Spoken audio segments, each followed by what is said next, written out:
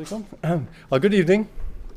I'm Warren Hogue, Senior Advisor at the International Peace Institute, and on behalf of the Council on Foreign Relations, I'm happy to welcome you to this meeting, which is the Council's annual Sorensen Distinguished Lecture on the United Nations. The lecture was established in 1996 by Ted and Gillian Sorensen, and it showcases those intimately involved with the workings and issues of the United Nations and invites them to meet with Council members. I am particularly glad to be your presider tonight because I have been a friend and admirer of all three people we are honoring.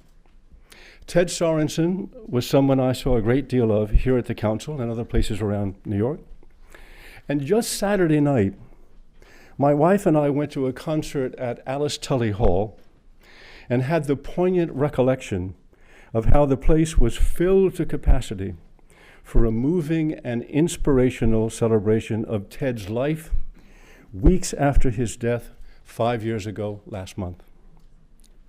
In the closing words of that service, we were told that Ted's spirit still, quote, beckons us in our time to the adventure of building this universe as we want it, and, quote, pursuing this glorious opportunity is the best way to keep alive the memory of Ted Sorensen.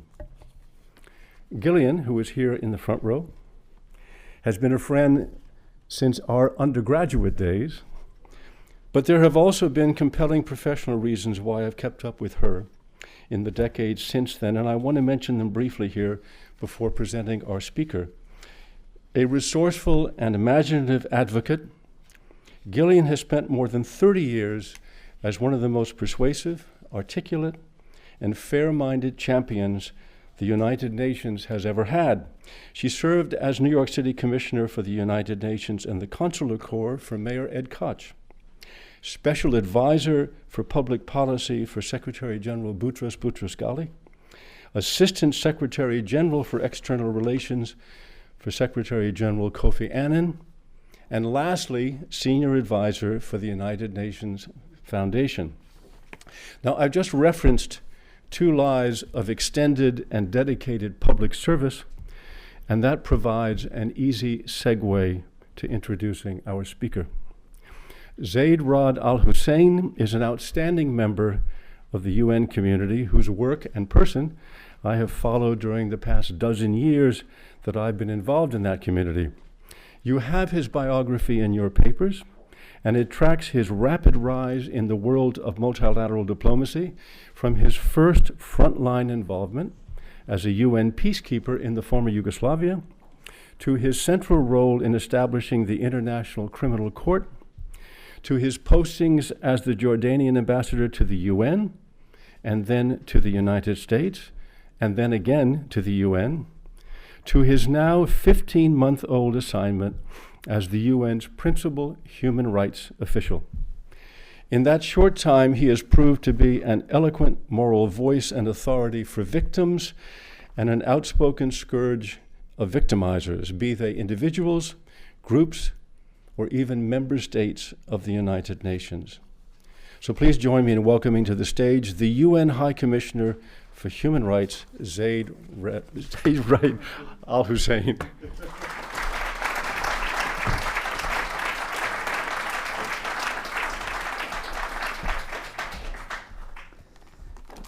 Thank you, Warren, Gillian, colleagues, and I'm pleased to say so many friends. This is a dark time, a time of great turmoil in the international in the world of international relations.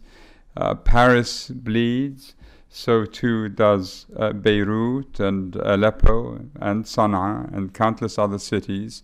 And it seems that the defenses against chaos and bloodshed that states erected at the close of the Second World War, the laws they wrote and swore to abide by, the agreements and treaties they signed, are giving way to increasingly unilateral action bound by no principle or any foresight. Across the world, the staff of my office and many other human rights defenders are reporting mounting atrocities. Much of the Middle East and North Africa is gripped in deadly conflict, with constant, now almost routine violations of the norms that should protect civilians, and even proxy warfare with greater powers engaged in combat rather than in making peace. Most shocking of all is the world's terrible failure to end the suffering of the people of Syria. There and elsewhere we face extremism of a nature and brutality that is sickening, and yet which speaks to some fraction of a population that has been brutalized by generations of war. I'm also deeply worried also doesn't work very well at the end of the day. I'm also deeply worried about Palestine and Israel. The religious element of this latest spasm of violence could lead to immeasurably greater consequences. The crisis in Ukraine casts a long shadow across Europe. The breakdown of rule of law in several Latin American countries with the rise of powerful criminal gangs is profoundly disturbing. I have been shocked by the events in South Sudan that have brought the small beginnings of a new nation to blood and famine, and appalled by continued resistance to the equality of women and girls in many parts of the world, an affront to every fundamental principle of the UN Charter. The Secretary General has spoken of the silent crises grinding poverty, hunger, inequality, and discrimination, and many countries around the world are failing to build political institutions, judicial systems, and economies that allow ordinary people to live with dignity. In many more, the institutions, systems, and economies that have been built are unfair, distorted by political capture, and increasingly unrepresentative. We also see more and more states curtailing human rights under the profoundly erroneous impression that mass surveillance and repression of dissent will somehow defeat the threat posed by terrorism. So when I was invited to speak here at the Council on Foreign Relations, it came as a solace. This institution has provoked insight on many issues of global governance and human rights. I am particularly pleased to be speaking in the context of the legacy of Ted Sorensen, who guided the speech in which JFK famously cried out, "Let the word go forth from this time and place to friend and foe alike, that the torch has been passed to a new generation unwilling to witness or permit the slow undoing of human rights." The slow undoing of human rights, those universal core values that bind together and uphold development, justice, the rule of law, and peace. Today, states and non-state actors are deliberately and increasingly violating the most fundamental rules of international law, and they are doing so with impunity. As chaos rises, several states appear to be undergoing almost a process of nuclear fission, collapsing inwards and splintering into violently defensive communities. We face emergencies, and yet our humanitarian operations go unfunded, virtually guaranteeing that this suffering will cascade into more and more countries and lives.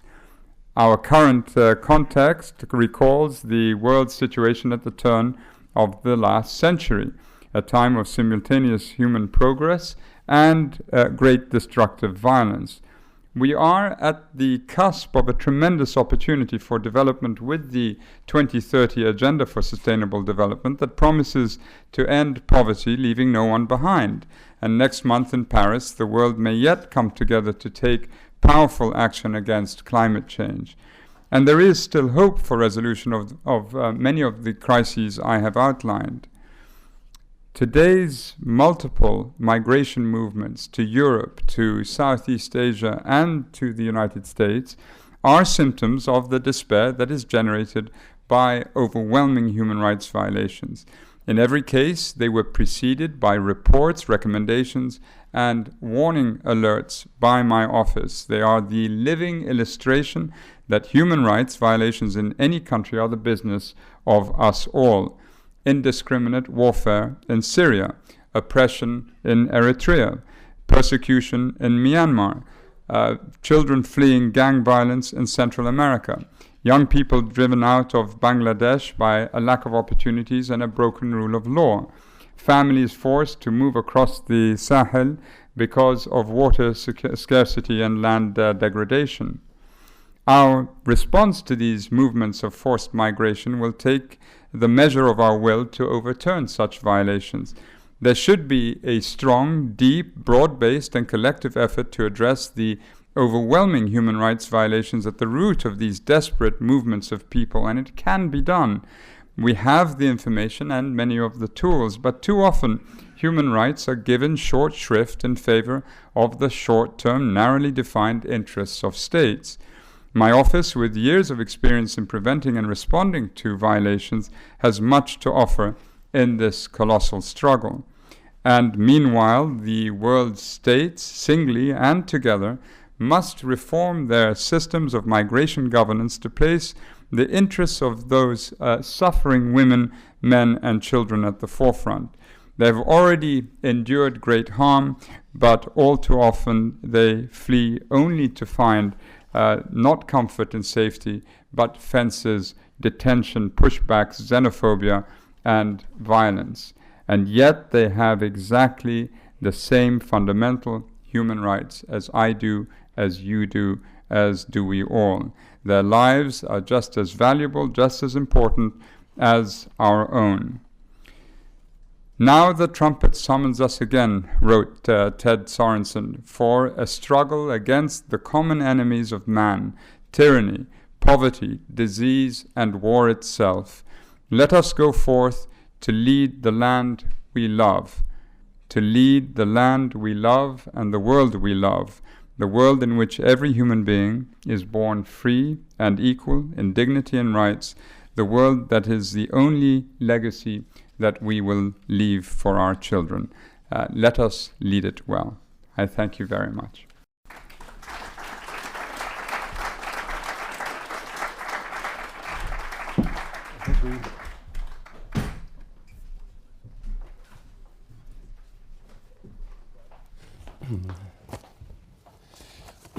Zaid, in the aftermath of the horrific attacks in Paris, you've made some reference in your remarks. We see a rise in xenophobia in Europe. We see calls by some anti-immigrant national parties, which are on the rise, and some presidential candidates in this country to turn away Syrians, and in one case to turn away all Muslims. And of course, an intensification of the bombing war itself in Syria, also seeing a rise in steps that curb human rights, like, as you said, mass surveillance and repression of dissent in the name of defeating the threat posed by terrorism. What is there in the existing UN toolbox you have, the human rights toolbox, that you can address the immensity of all these violations? What is particularly disturbing is that those who are paying the price for the failure of the international system, the failure of the UN Security Council to do its work, the failure of the powers that have the responsibilities, that have the way, or let's say the wherewithal, to begin to resolve these problems and have not done so. It is the migrant struggling with his or her family to make a crossing, to make the crossing of the Mediterranean, or the migrant that's trying to force family members into the back of a truck, that is risking all for the failure of the international system. I mean, this is the saddest part, I think, of the work that we're doing, that the cost is being borne and being paid by those who are the most marginalized, disenfranchised, discriminated against, those suffering the effects of war, poverty, and degradation. And there's something profoundly unjust about it. And what seems to happen is that we think very mechanically. The solutions being proposed now by many in Europe are the same sort of formulae that were used in the past to no great effect, unfortunately. And so a different sort of thinking needs to sort of obtain and capture the imagination of the political classes who have the responsibility to ensure that there is a change of heart. And we do need to see the anti-foreigner sort of tendencies removed. I mean, what is so amazing to me is that distinctions are being drawn between migrant and refugee, as if to the xenophobe it matters. The xenophobe only cares that you're foreign. That's enough to dislike, distrust you. And so, creating categories, I think, is also dangerous because, as we've seen in many parts of Europe, once you categorize persons as migrants, and then others do the work of ascribing more pejorative terms to that category, in the end, some very nasty things happen to people who are innocent and not deserving of this. What tools do we have? Well, we do speak out, and I have irritated my share of governments. And I think what I greatly value in this is the fact that international media is a friend of the human rights agenda. And I think in many cases, governments realize that if they pick a fight with us, it is a losing battle for them if it continues. That it's more likely that that the international media would cover our point of the story and give it a special prominence. And so we have some leverage from that perspective. Human rights is one of the three famous pillars of the United Nations, peace and security being the first, development being the second, and human rights being the third. That suggests a certain equality, but as you well know and often mention, the human rights part only gets 3% of the UN budget. How can you make human rights more important to donors and to governments? And is it possible to demonstrate, and you kind of did in your remarks about what makes these people leave their home, to demonstrate that an investment in human rights is a wise investment in holding up the other two pillars, security and development? Warren, for me, it's been a very difficult job, this, because the exposure one has to the suffering of people is so immense. And at one stage, I was being interviewed in Mexico, and I had just met families of disappeared. And it's on the back of many months of meeting victims groups and victims of torture who come to Geneva, and I sit and I listen to them. And I was just about to be interviewed, a television interview. And I thought to myself, what am I, a complete fraud?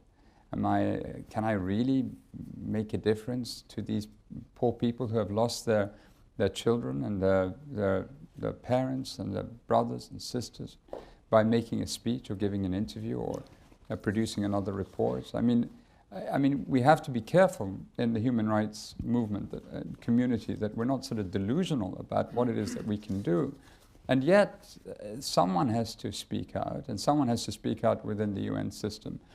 And we know the cost of not doing so, and we know what it means to the UN and to the international community writ large if we don't do so.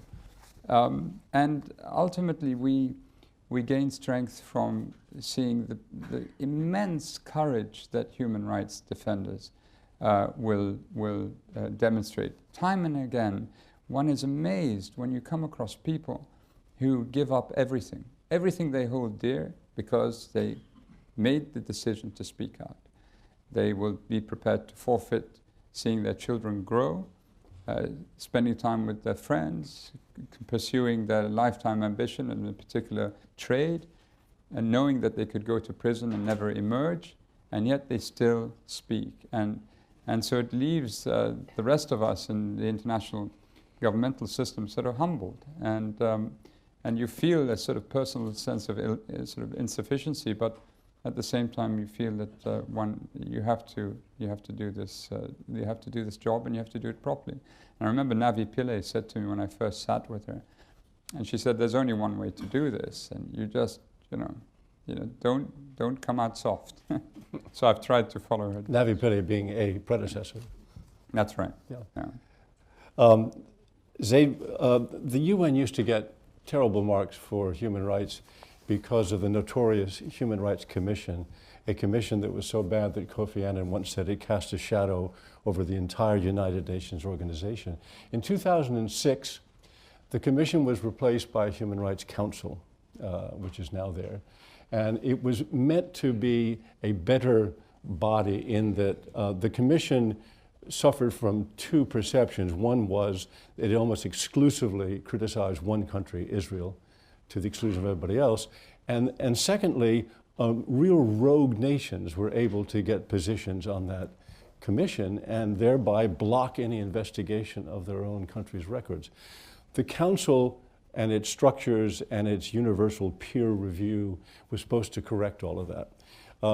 I want to now go to last Thursday in Geneva when Nicolas Maduro of Venezuela, a country which just succeeded in being re-elected to the Human Rights Council, a country with an atrocious human rights record, when Nicolas Maduro flew out to Geneva to speak to the council, and a lot of people protested. I think the US protested almost officially, but human rights organizations also saying this man should not be allowed to go and whitewash the human rights record of Venezuela, which, by the way, on December 6th is having a National Assembly election. You did something rather remarkable. When Maduro came into the room, I think he was in the room at that time, you played a video of you basically criticizing or citing other people's criticisms of Venezuela for jailing journalists, for repressing dissent, for not having an independent judiciary. This is a country which has jailed for, supposed to be for 13 years, the leader of the political opposition. And that caught Maduro by surprise. He went ahead and gave his speech, which acknowledged none of that. And actually, I saw some accounts of a meeting he had afterwards with other countries in which he assailed you and said that the UN should be about countries, not about bureaucrats. My question, I have two questions. One is the Council really better than the old Commission? And the second question is, that action you took of, to my mind, sort of naming and shaming the despotic leader of a member state at the United Nations, you're going to keep doing that? Is that the Zaid model? I think the Human Rights Council is more successful than the Commission. When you see the amount of resolutions that are produced calling for investigations into gross human rights violations, it's really quite astonishing. I mean, I think we're running about 6 at the moment, and they seem to be coming with every session of the Human Rights Council. The way that we work together, my office and the Council on the Sri Lanka file, I thought was successful. We were under great pressure to produce a report in March, and at the request of the Sri Lankans, but also at the request of 3 distinguished, eminent advisors that we had, we requested from the Human Rights Council that we postpone the submission of the report until September, and this was approved, and it was a wise decision because the report that was produced, we believe, was really quite historic, and hopefully now sets the stage for a new Sri Lanka. It's going to be painful, it's going to be tough to get there, but at least that opportunity is there. And so I think the Council is better than its predecessor. On the naming and shaming, I had a statement, I gave a statement back in June where I reversed it. I said it's not that we name and shame. You, the countries that abuse your own people, you shame yourselves. You shame yourselves and we name you. The shaming has already been done. We point out your shame that you have caused yourself and your people. And so, will I continue to do it? Yes. Good. Is anyone? Zed, I want to ask about peacekeeping. You, of course, were a peacekeeper yourself. I'm remembering when I was the New York Times correspondent covering the United Nations, rather dramatically in 2005, I think it was, Kofi Annan asked you, it was the time where the first instances of sexual abuse were coming out. And this is particularly damaging to the United Nations because there probably is no part of the UN that is more widely known than peacekeeping. Yeah. We all know those blue helmets. And to have that symbol tarnished that way is serious. So Kofi Annan asked you if you would investigate it. The reason I remember it as being dramatic is you came back with a report that was as hard-hitting a report as any I ever saw, and I think I can speak for my colleagues in the press corps at that time. We all thought, boy, this is the real thing. But then you did something else 8 months later that I was really impressed by. You published a report, we all wrote about it. 8 months later, you came back and you said, you know, nothing ever happened. You said that member states listened with utter silence to the measures that you were recommending there. And I thought that was remarkable also, that you would, and we wrote it all over again, so you got 2 shots at it. Then, now 10 years later, unfortunately, the issue has come up again, so much so that the Secretary General has had to actually remove the leader of a human rights operation in the in Central African Republic. And it once again is bringing shame to peacekeeping. I'm not quite sure what my question is, except that how can we put an end to this? When Kofi asked me to look into this, and I had to maneuver the General Assembly so that the General Assembly asked me to do it. It wasn't Kofi that asked me to. But the first thing I did is sit with Brian Urquhart. And I asked Brian if this was something that goes back to the origins of peacekeeping, and he said yes. He distinctly remembers there were abuses in the first Congo operation from 60 to 64. And I certainly remember in the case of UNPROFOR, and there are a number of colleagues here who served with me, and they will recall that we had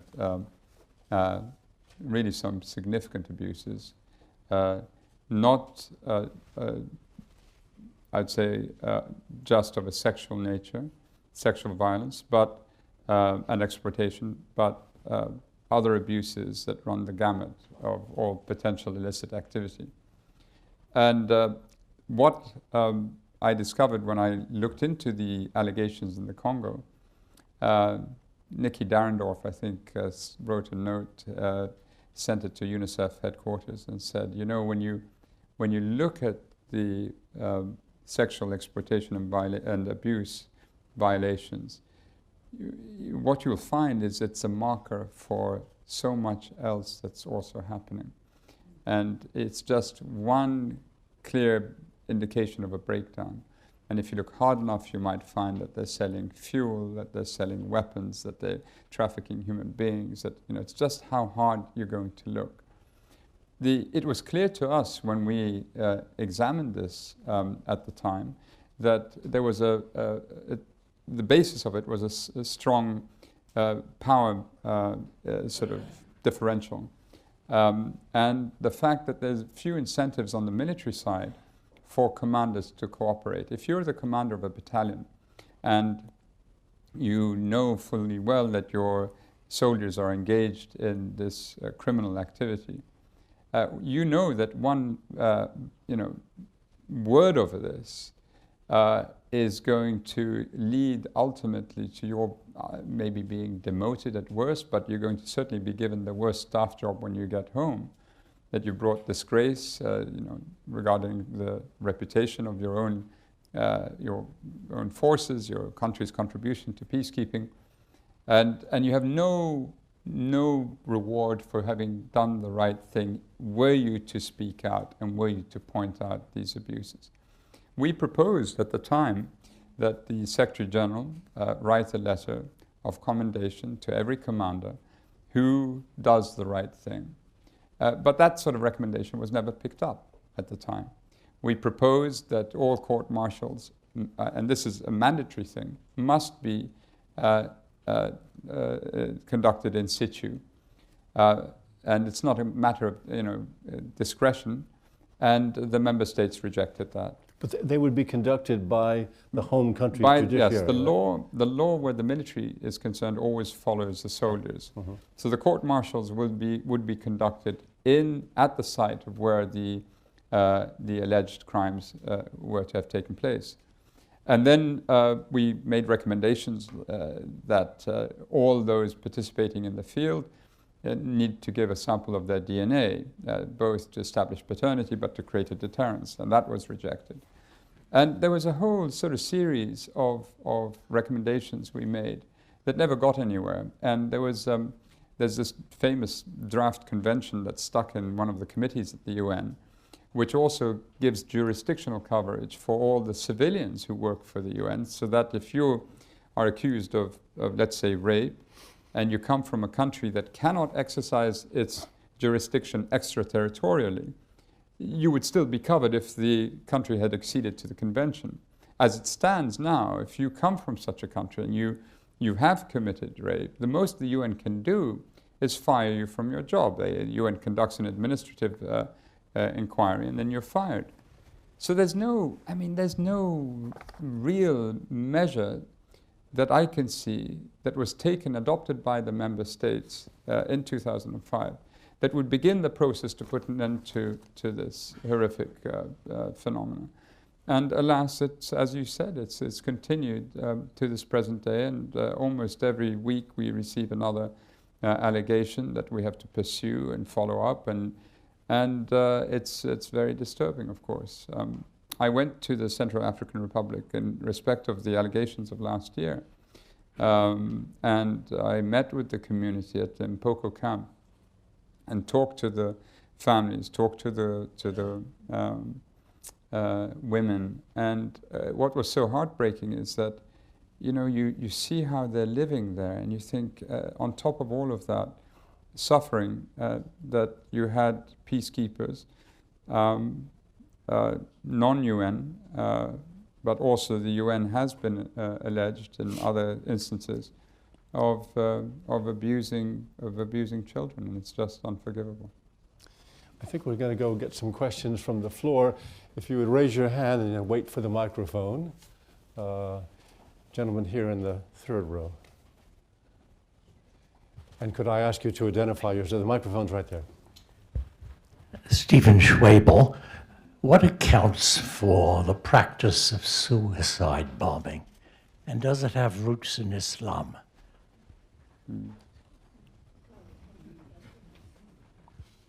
You ask a very good question. What we need to unpack is the ideology of takfirism, the extreme end of the Salafi movement, which is the ideology of all these different extremist groups that we see, whether you speak of ISIS or Daesh or Jabhat al-Nusra, which gave birth to ISIS, or Al-Qaeda, or any of these groups. The ideological root is the same. And in sort of traditional Islam, no, suicide is not permitted. They have rationalized to themselves that in the conduct of jihad that it is permissible.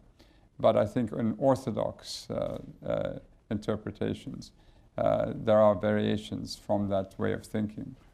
And what we really need to do, and I've spoken about this in the UN Security Council, is we need to open up and develop fully the battlefront on the ideological side. I mean, it's amazing to me that no one likes to speak of takfirism. And it's very odd, people speak of jihadists, and I don't even really know what that means. Why not speak of, who these people really are? They're takfiris. And the more we know about them, the more that we can perhaps develop strategies for undoing the sort of the worldview that they have, which needs to be deconstructed and returned back into something that is not as pernicious and threatening to the rest of us as it currently is. Gentleman here in the second row. Sir, thank you so much for doing it. My name is Chris Gates. In 1945, there was such a possibility that was present in the formation of the United Nations, and it's being brought to New York, and just all of the possibility of it. Is there, and yet I'm present to all of you great people who are so committed, and the world's not listening or behaving or tuned into the possibility of what's available in the United Nations. What is the new possibility that you could create that might have the world kind of snap out of it and align with what you're committed to? Yeah. I mean, for me, it's amazing, and I hope you all come and visit me. Not all at the same time, but when I sit in my office, which is the original League of Nations building, from 1920 to 1936, it served as the home of the League, and it hasn't changed. The exterior of it is exactly the same. Interior, there was a fire and it had to be rebuilt, but still, some of the original building is there. And I think to myself, I'm sitting here, I'm looking at Lake Geneva.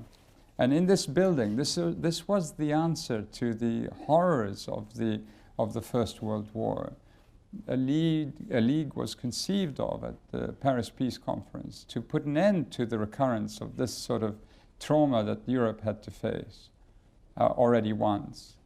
And then there's my office, which is which flowed from the Universal Declaration, which itself was the answer to the Second World War. It was part of the recognition that you couldn't go through this again, and here both are fused in this one space that we occupy, and then you realize that we've gone through this long peace where a world war is concerned. 70 years is not a bad record, but is it now? Are we descending? The last time we had a long peace, barring the Franco-Prussian War, it ended very badly. And are we returning to something like that, where the accumulation of crises is at a rate beyond our ability to resolve them? And even those that we see happening in slow motion, like Burundi, we're unable to arrest and prevent. I mean, I say this having now, fingers crossed, in the last week or so, we've seen the situation calm slightly, but that is, I think, because there have been now sufficient alarm bells rung, and the fears concerning what might happen there are so acute that perhaps they've taken stock of this and are not going to push Burundi and the rest of the Great Lakes region over the edge. But certainly one is worried about the state of the world, and I think we have ample justification to feel like that. I had somebody in the back of the room I didn't call on before. Yes. Thanks. Walter Kemp from IPI. Karl Popper wrote in The Open Society, "We should claim in the name of tolerance the right not to tolerate the intolerant." With a situation as we see it now in France, how do we maintain stability in open societies without jeopardizing our own security? Yeah, I mean, clearly you don't oversimplify the matter. And one has to look deeply into why integration hasn't worked the way it should have worked. And what can we learn from models of integration where it has worked? I mean, and many have said this before. If you look at some of the greatest cities in the world, it's an example of how over centuries peoples have found a way to live together because they must. They had to find a way, otherwise the city is unworkable. Services had to be provided, neighborhoods thrived, and it was only in cities where you had neighborhoods and not segregated communities completely that a city was worth its salt and could live up to its reputation. And so the great cities of the world give us a guide, how we can better integrate our societies in ways that do not allow for the easy and rather cheap shot that some politicians take at laying everything and all the blame at the weakest and the most marginalized. I mean, how many times do we have to go through this? Honestly, sometimes you sort of get tired of talking about it because, we've gone through these historic episodes before, and yet you see the same, rise of the same tendencies again that should have been so discredited and should have been banned and outlawed from, from practice almost. And having said that, I'm absolutely foursquare in defense of the right to freedom of expression. I don't want to ban anything. No, but I mean, the thing is, one has to exercise responsible sort of thinking when it comes to this. And it worries me when I look across Europe, or I look at the tabloids in the United Kingdom, and I've spoken out quite forcefully about it. And how, in one case, we looked at one particular tabloid over the course of a month, and there were 22 consecutive days where they were casting migrants in a sort of pejorative way.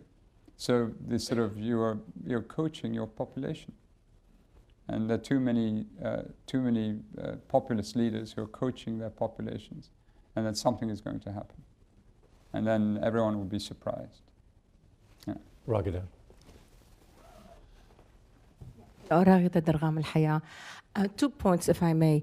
One is about this possibility of ad hoc laws or measures that are taken in the aftermath of 9/11 at that point, but now of what's happening all over the world by ISIS.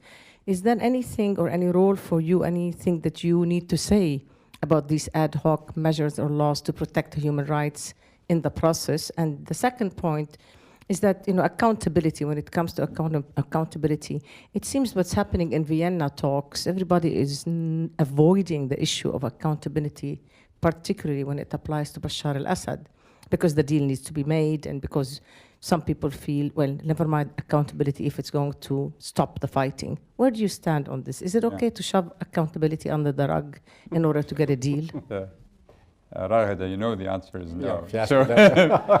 So, no, the answer to your first question is that human rights law is not discretionary, it's binding. It's binding law, and this is something that people sometimes don't understand. They think it's a sort of boutique issue, and it's the distillation of human experience. We've gone through so much trauma before that it wasn't just some highly educated group of lawyers that decided to draw up these treaties and covenants, but people who had suffered and seen enough suffering to know that you couldn't continue the way the world was at the time in 1945.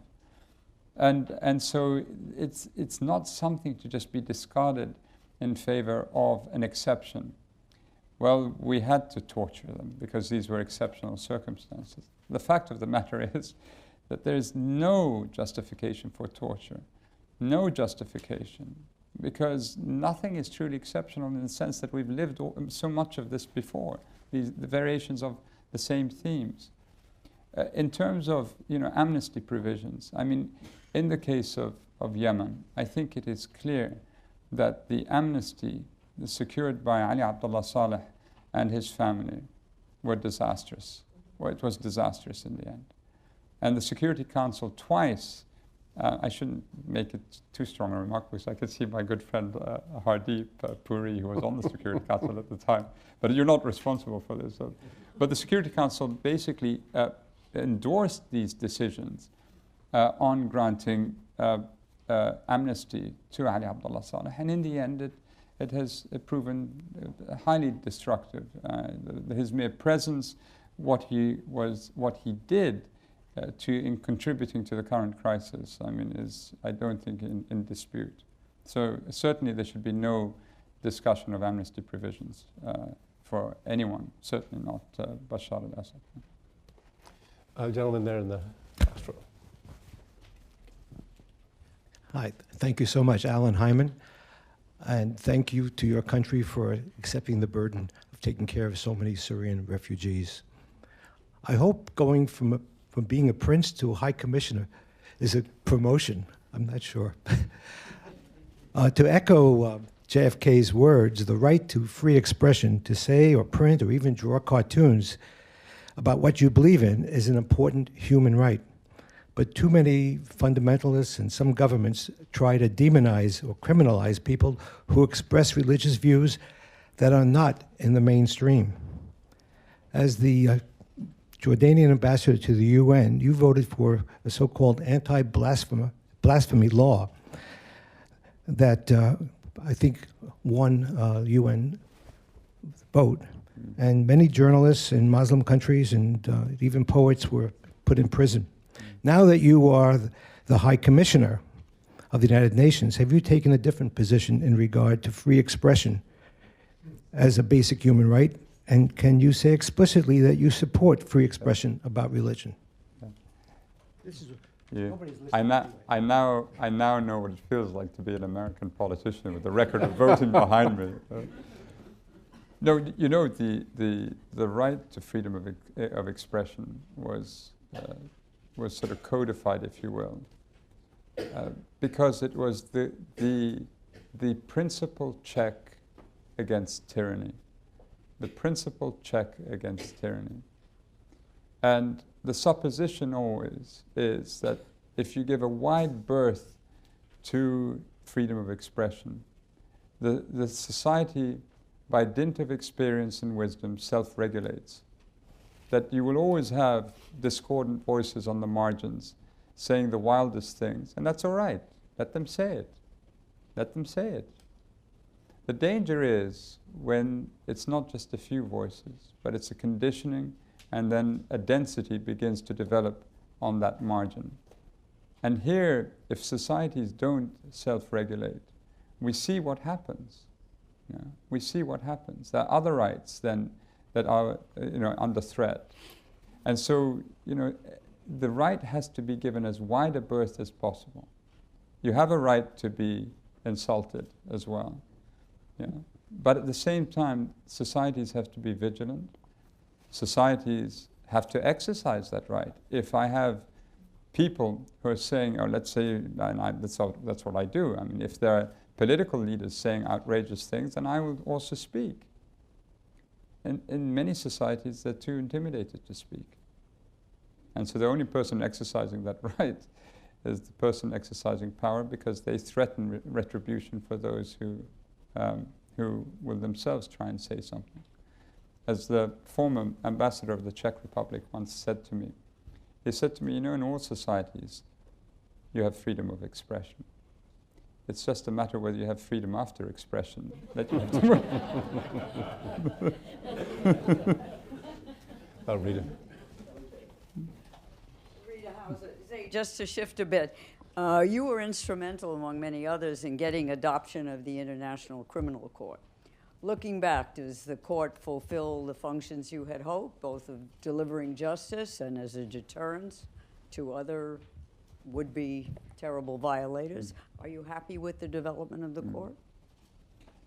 When the statute was adopted, on that sort of hot Italian afternoon, or sort of Roman afternoon, on the 17th of July, 1998, and there was this sort of thunderous applause, and we got up and we were kissing and hugging. You were kissing and hugging people you'd never met before.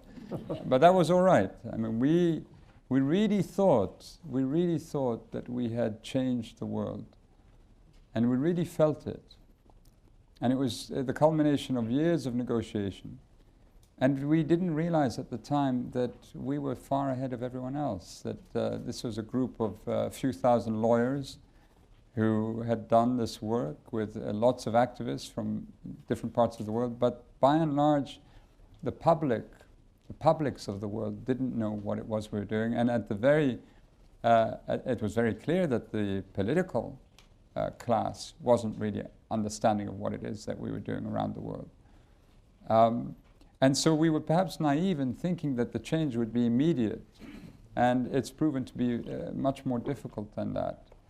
And I was very upset when the South African government did not abide by the instructions of the Pretoria High Court in respect of Omar Hassan al-Bashir.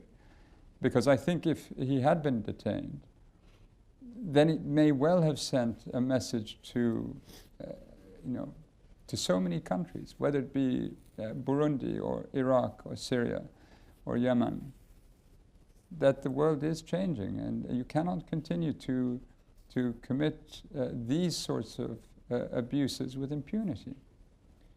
And so it was a blow that he wasn't detained, but he did have to leave in a hurry.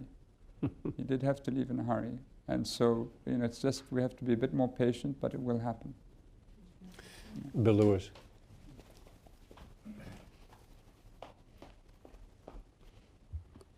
Mr. High Commissioner, thank you for coming, and thank Gillian for continuing this series. It's been a vital part of the Council's work. I want to know what you calculate when you make the decision to be bold. What goes through your mind when you decide to stand up firmly and loudly? The High Commissioner has the most important single voice on human rights in the world today, and you've executed it brilliantly.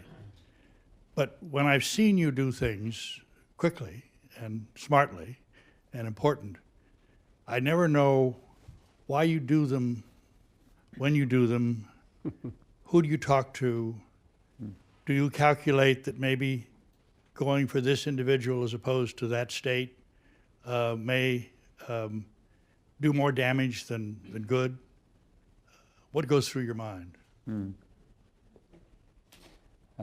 You must have been talking to my wife, Bill. No, in every case, I think it's quite different. The most painful experience for me was at the end of the year. Last year, I was traveling to Australia with my family to see and spend the New Year with some friends. And I arrived in Sydney to hear, only to hear that my own country had put to death 11 people, executed 11 people, after a moratorium that had been in existence for 8 years. And so I went and wrote the press release myself and issued it. And then, to my deep, deep disappointment, and I was horrified really, I discovered that my father signed the death warrants. And it led to a very painful discussion with him. He had been regent at the time, and the government asked him to sign. And I was appalled. The country hasn't gone back to executing people. And I had, I expressed my deep regret on another occasion on this issue, and my mother called me up. And my mother said to me, every Thursday for the last 55 years, she meets with her friends for lunch. And so she called me up and she said, the girls were talking about you. And she said, do you have to be so critical of your own country? And I said, Mother, if you don't understand what it is that I'm doing, then it's a hard job. No, I think, Bill, the thing is that it is a tough job, because if you can imagine meeting the representatives of, let's say, 4 or 5 governments a day, and each one is tense. Each meeting is tense. Each meeting, our office is saying, you need to do better. You cannot continue to do this, whatever the rights are that we're discussing. And of course, there's a defensiveness on the part of governments. And then often, if we are strident in the tone, the return fire is very personal. There's only one national leader that I've singled out for personal sort of comments. Otherwise, we talk about policies, discriminatory policies, policies that violate human rights. And yet the return fire is always personal, because so often they don't want to discuss the detail. So it's easier just to attack the UN and attack the spokesperson's office, to attack my representative in a country, to PNG them, or to attack me personally. So sometimes we make calculations about, how to, what to say. And often it's at the end of a strategy that we have in place in any case. And then when we see an ongoing violation that hasn't stopped, then we don't need to sort of calibrate it as carefully. But it is a tough job, but one well worth doing, of course. Evelyn Leopold.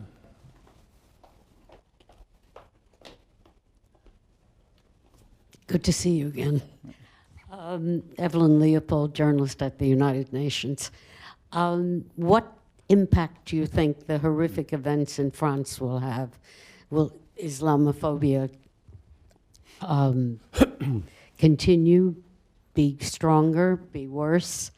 We already have 8 ridiculous governors in this country that have said they're not going to accept refugees or migrants. And if the one of the culprits turns out to have been a migrant, they're still looking into it. What do you think, how do you stop the reaction from being worse? Yeah, I mean, one cannot conceive of a European continent which is going to thrive economically if borders are impregnated or have, not impregnated, but are fenced off with walls and barbed wire and machine gun nests and observation towers.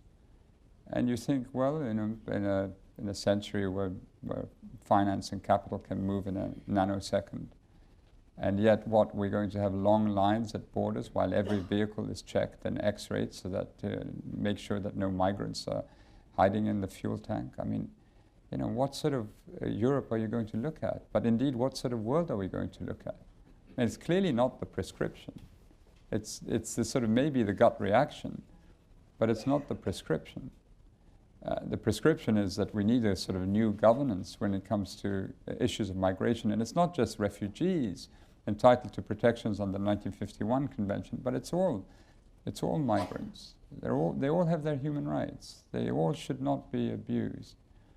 And really the way that some of them are treated in countries are just absolutely shocking. I read a report by a UNICEF official who had traveled with a group of migrants for 10 days. And what she wrote, she said she never thought that she'd see this in Europe. Never thought that it would be possible. So one hopes that one understands that what we have to stand up against is takfirism. It's not Islam. It's not Muslims. Not 1.6. As someone said, if 1.6 billion Muslims thought the way that takfiris thought, the world would have ended a long time ago. These are takfiris, and we have to isolate their way of thinking, and then to deconstruct it. We have to do it. Got time for one last question. Henry Reid. Thank you so much. You spoke very intriguingly and very eloquently about cities as models, successful cities as models of integration and coexistence. I'd like to look at the flip side of that thought, or ask you to do so, and talk about the heritage destruction that's taking place and what you feel it means. Yeah, I mean, it's absolutely horrifying, the destruction of memory, the eradication of any vestige of the existence of peoples. I mean, it's profoundly disturbing. And you and I, Henry, served together in the former Yugoslavia, and we saw this in the former Yugoslavia. There's a sort of there's a villainy to it that can't be overestimated. And clearly, it's a nihilism in another form. Again, something that we need to all confront together. Yeah. That's all the time we have for. I want to finally say thank you, Gillian, once again for this wonderful series. Thank you, and thank you for putting it here.